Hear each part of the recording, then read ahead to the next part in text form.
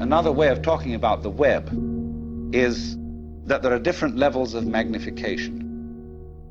For example, supposing you take a piece of embroidery, an ordered and beautiful object. Then you take out a microscope and you look at the individual threads.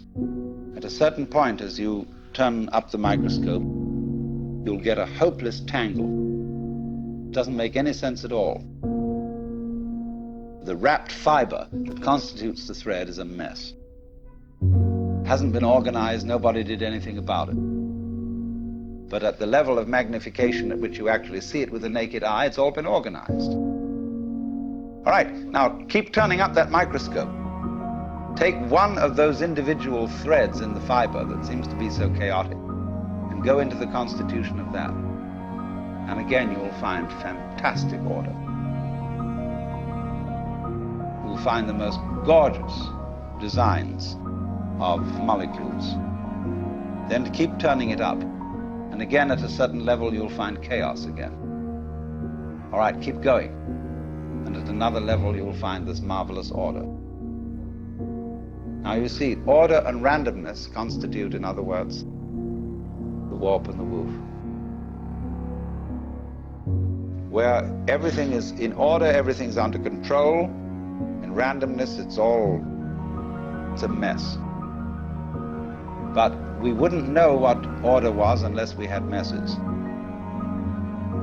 It's the contrast of order and messes that order itself depends upon.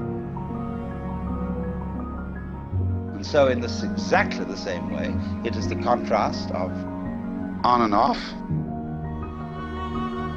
there and not there, being and non-being. In other words, life and death, that constitutes existence. Only we pretend that the random side of things, the disorderly side of things, could possibly win in the game of competition, or I would rather call it collaboration between the two.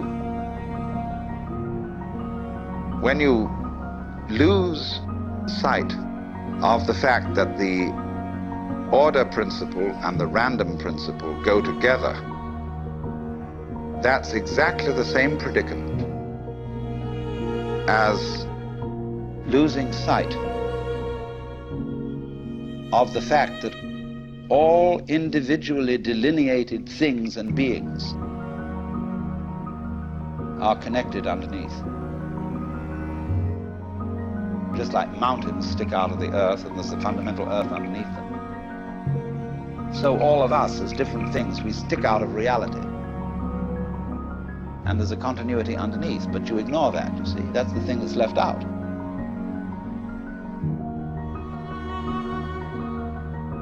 But really, deep down, we are, each one of us, everything that there is.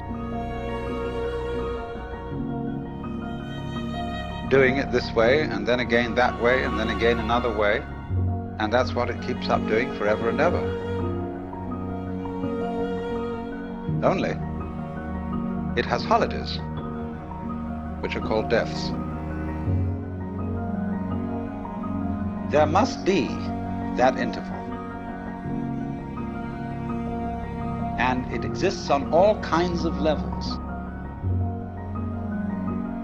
When you listen to music, you hear a melody. But what you hear, actually, that makes the melody significant are the steps between the tones, what we call the intervals.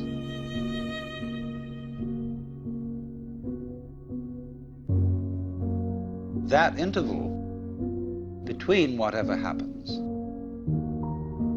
is as important as what happens.